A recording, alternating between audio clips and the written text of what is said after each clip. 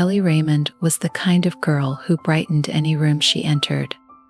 14 years old, with an intense love for art and an emerging passion for fashion, she nurtured big dreams of one day making a name for herself in the world of modeling. Growing up in Chicago's Logan Square neighborhood, Ellie had the unwavering support of her single mother, Margaret, who worked long hours but found time to encourage Ellie's creative aspirations. Those dreams, however, were to be violently cut short, and in a way that left an indelible scar on Chicago's memory.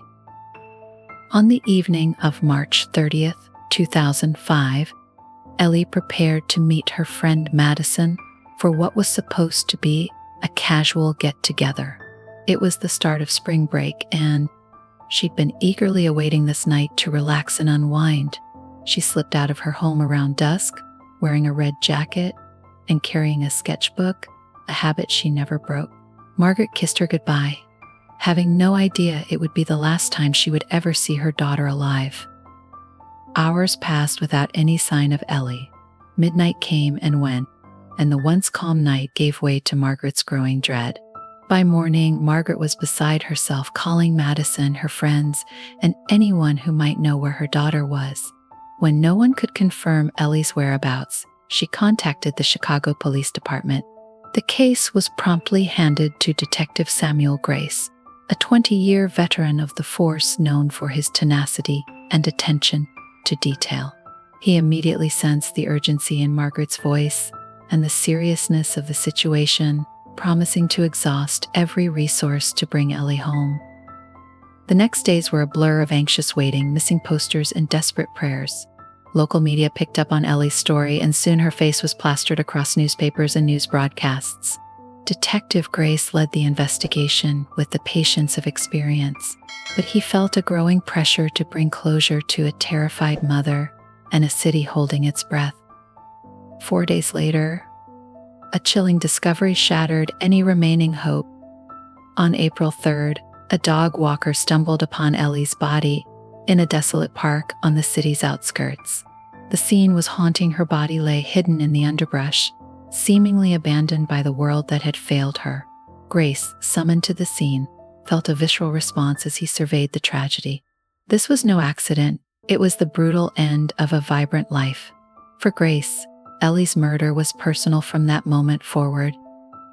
The discovery of Ellie's body cast a grim pall over Chicago, intensifying the need to find answers. Detective Samuel Grace, now fueled by a powerful combination of sorrow and duty, gathered a small team to dig into Ellie's final hours, hoping to retrace her steps. It wasn't long before leads began to surface. Whispers among teenagers from Ellie's school who reported sightings of her with 3 local teens known to dabble in petty crime and intimidation. Their names, Joshua Miller, Stephanie Lawrence, and Michael Tate, surfaced repeatedly, each carrying a reputation steeped in delinquency. Joshua, the oldest of the 3 at 17, was a troubled figure in Logan Square, frequently involved in vandalism and small-time drug trafficking. Stephanie, only 15 but already notorious for a string of petty thefts, had a sharp mind and a knack for manipulation. Then there was Michael, 16, who had a history of violent outbursts and was seen by many as an unpredictable force, often lurking on the fringes of trouble. Together, they formed a volatile trio fueled by a strange bond that thrived on rebellion and chaos. This combination, Grace believed, was lethal. As Grace pieced together Ellie's last known activities, he discovered that she had been lured under the pretense of a small gathering. Reports indicated that Joshua had orchestrated the event, enticing Ellie with tales of a party, possibly sensing her need for connection and escape from her usual surroundings. Grace felt a sickening realization as he connected the dots. Ellie had walked into a carefully set trap, a cruel ruse that would ultimately lead to her death. The details that emerged were horrific. The night Ellie went missing, Joshua, Stephanie, and Michael had picked her up, convincing her they were headed to a nearby party. However, instead of joining a celebration, they drove her out to the park, an area known for its isolation and dilapidation. What began as petty bullying soon devolved into something far darker. Under the cover of night, far from anyone who could hear her cries, Ellie was humiliated, tormented, and finally murdered in an act of senseless violence. Just days after Ellie's body was discovered, one of the trio broke under pressure. Stephanie Lawrence, the youngest of the group, in a fragile mix of guilt and fear, confessed her involvement to police, revealing the disturbing chain of events that had led to Ellie's death. Her statement provided Grace with the missing puzzle pieces, allowing him to place Joshua Miller at the center of the plot. While Stephanie admitted to being complicit, she pointed to Joshua as the ringleader, a twisted puppeteer who had orchestrated the crime from start to finish. Grace's resolve only deepened.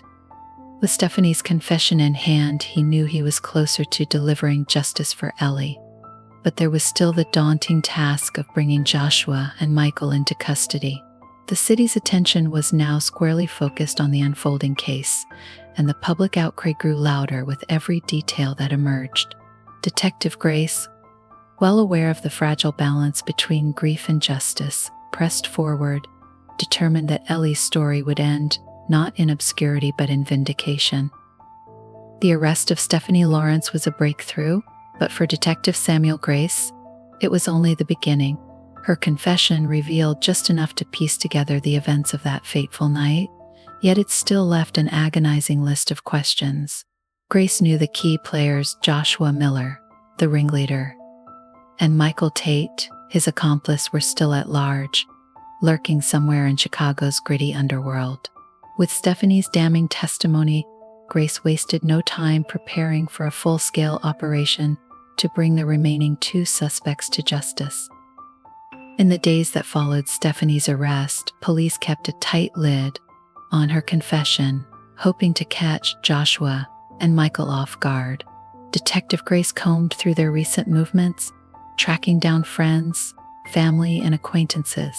Joshua's background painted a bleak portrait: a history of neglect, run-ins with juvenile authorities, and a fascination with intimidation.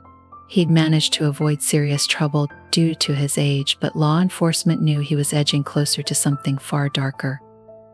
Michael Tate was a different story. He had no leadership qualities but found a sense of belonging under Joshua's influence, a dynamic that often led him into risky territory.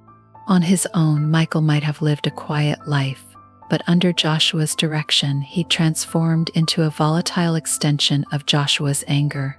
Detective Grace sensed that Michael, despite his loyalty to Joshua, might be the weaker link, one who could break under pressure. It wasn't long before Grace's gamble paid off. In the early hours of April 7th, officers located Michael at a friend's apartment on the south side of Chicago. Grace, accompanied by a team of detectives, arrived at the address, where they found him asleep on the couch. With no resistance, he was taken into custody. Under interrogation, Michael remained defiant but showed visible cracks when questioned about Ellie's murder. Aware that his freedom hung by a thread, he eventually faltered, admitting he was there that night, but maintaining he'd played only a minor role. Michael's evasions provided no real answers, but it was enough for Grace to secure the next piece of his puzzle. Later that same day, the police located Joshua Miller in a rundown motel on the outskirts of the city, where he had been hiding since Stephanie's arrest. He was unrepentant, his demeanor cold as he was escorted to the police station. Grace observed him carefully, noting Joshua's lack of remorse, his disdain evident in every glance. With all 3 suspects now in custody, Grace finally felt a sliver of satisfaction, a bittersweet triumph, in a case marked by the brutal end of an innocent life. As Chicago watched the case unfold, the public's thirst for justice reached a fever pitch. The arraignment hearing revealed disturbing new details, painting Joshua, Stephanie, and Michael as willing participants in Ellie's torment and murder. Reporters filled the courtroom, their pens capturing every horrid detail. Detective Grace sat in the gallery, an observer for now, watching as the trio entered the courtroom, their faces a mix of indifference and apprehension. The prosecution, led by Assistant District Attorney Rachel Neumann, meticulously built its case, presenting Ellie's last known moments through testimony and evidence. They described how Ellie had been invited to a non-existent party by Joshua, a promise of fun that masked a sinister intent. Rachel's arguments painted Joshua as the orchestrator, a figure who had devised the plan and lured Ellie with the specific intent to harm her. Stephanie was presented as a willing accomplice, and Michael as an enforcer who followed Joshua's lead. But the defense sought to poke holes in the narrative, casting doubt on the prosecution's portrayal of Joshua as the mastermind. They argued that Stephanie and Michael acted independently, that their actions had escalated beyond Joshua's control.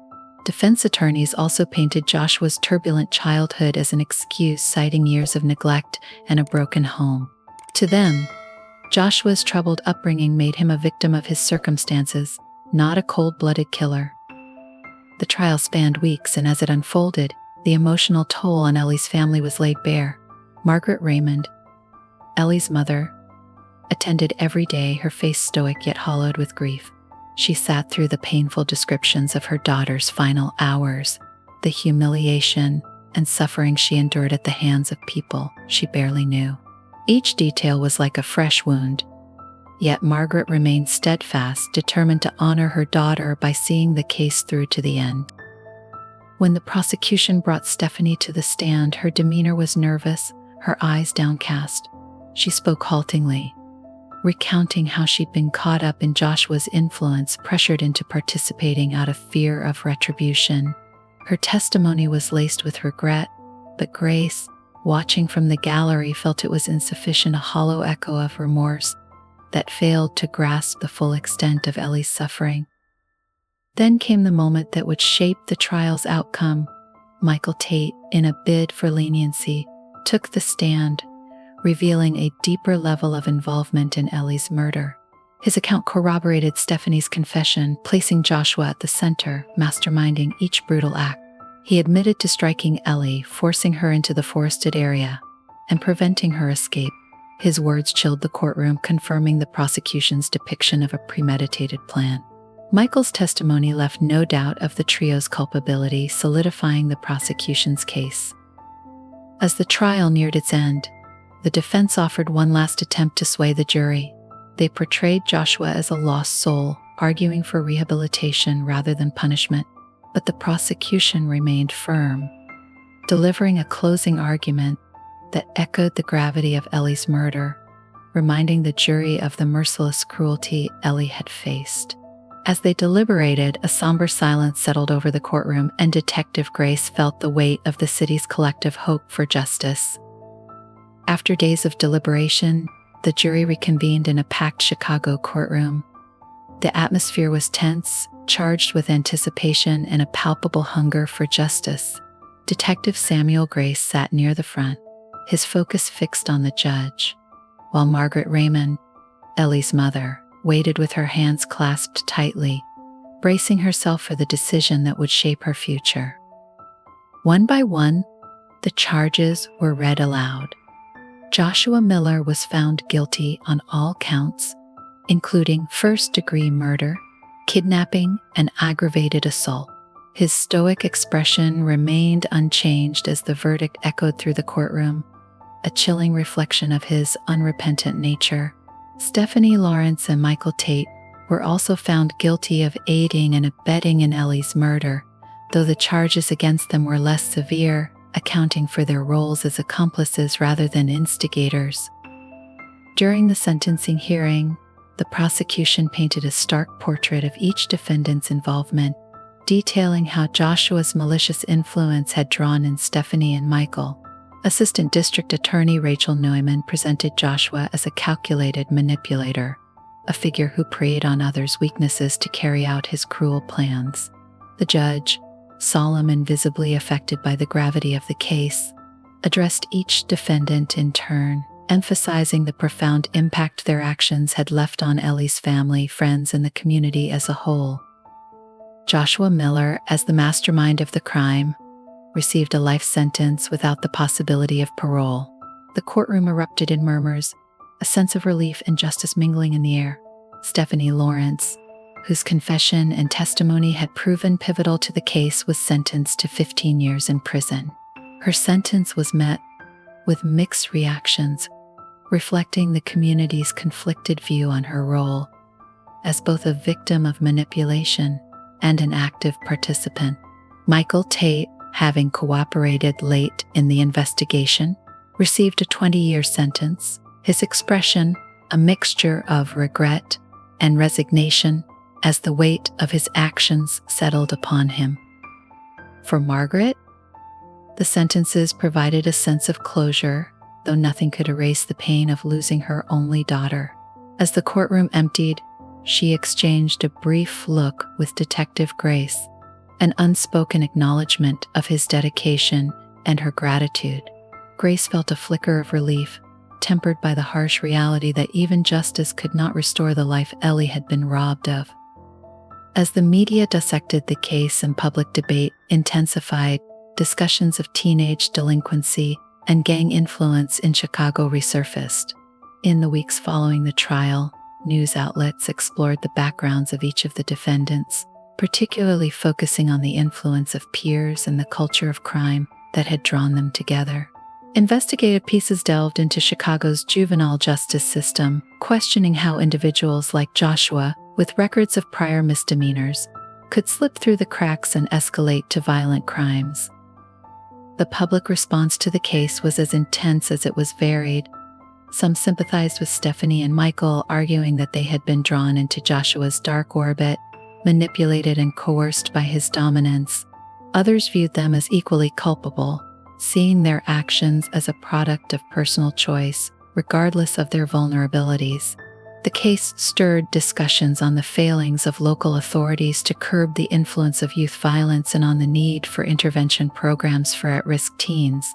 The streets of Chicago, especially neighborhoods like Logan Square, buzzed with anger, empathy, and a search for solutions. Detective Grace, a seasoned officer well acquainted with the city's troubled corners, found himself reflecting on his role in the larger fight against youth crime. This case had shaken him deeply, illuminating a side of juvenile delinquency that went beyond mere thefts or vandalism.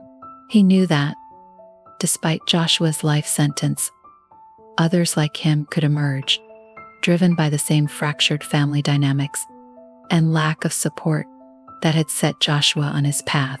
For Grace, Ellie's murder had become a grim reminder of the underlying issues plaguing his city and an urgent call to action. Margaret Raymond, meanwhile, began her own journey toward healing. In the months following the trial, she organized a foundation in Ellie's name dedicated to supporting art programs and mental health resources for Chicago's youth.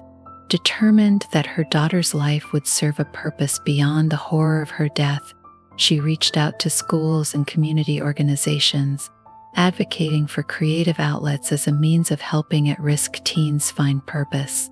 In her speeches, she often spoke of Ellie's dreams, her love for art and modeling, and her belief in the transformative power of self-expression. For the community, Ellie's case became a turning point, a tragic story that spurred action. Residents rallied behind Margaret's foundation, volunteering time and resources to support her mission. Local schools adopted new programs aimed at recognizing signs of distress and promoting mentorship for troubled youth. What had begun as an isolated tragedy now seemed to spark a wave of awareness and empathy throughout the city. But amid the efforts toward healing, Detective Grace could never fully shake the haunting reality of what had happened. As he continued his work on Chicago's streets, every new case he took on was shadowed by the memory of Ellie Raymond. Her name became a quiet reminder in his mind, a symbol of the innocence lost to the relentless currents of violence and neglect. The case of Ellie Raymond, though now concluded in court, continued to echo across Chicago, leaving a complex legacy. For some, it was a call for justice reform; for others, a rallying cry for empathy and intervention. But for those closest to Ellie, it was the tragedy of a girl's stolen dreams, a reminder that even the harshest sentences could not undo the damage inflicted on one young, hopeful life. As months passed, life in Chicago seemed to return to its usual rhythm. Yet, for those most affected by Ellie Raymond's murder, the ordeal was far from over. Margaret Raymond, though bolstered by her work with the foundation, faced a long and painful path toward healing. The grief came in waves, often unannounced, as memories of Ellie surfaced in the smallest details: a painting left unfinished, a faint scent of her perfume in an old scarf. The foundation she had established in her daughter's name provided purpose, but it could never fill the void Ellie's absence left behind. Detective Samuel Grace, too, found himself haunted by the case in ways he hadn't anticipated. He had handled countless murder investigations, but Ellie's murder seemed to follow him, a dark reminder of the complexities and limits of justice. He became increasingly reflective, wondering about the lives of young people like Joshua, Stephanie, and Michael, whose paths had twisted toward darkness. He often found himself questioning whether the system had truly failed them, or whether some individuals were simply drawn to violence regardless of intervention. In a rare moment of reprieve, Grace revisited Logan Square, observing the parks and streets Ellie had once walked. There he noticed subtle signs of change. Local youth centers had expanded their programs, and several of Ellie's classmates had volunteered to mentor younger children in an effort to curb the influence of gangs and crime. Margaret's foundation had sparked a small but meaningful movement, bringing awareness to an issue that had long plagued the neighborhood. Though it was impossible to erase the tragedy, Grace saw the impact Ellie's story had made: a small, enduring light in a city that often seemed gripped by shadows.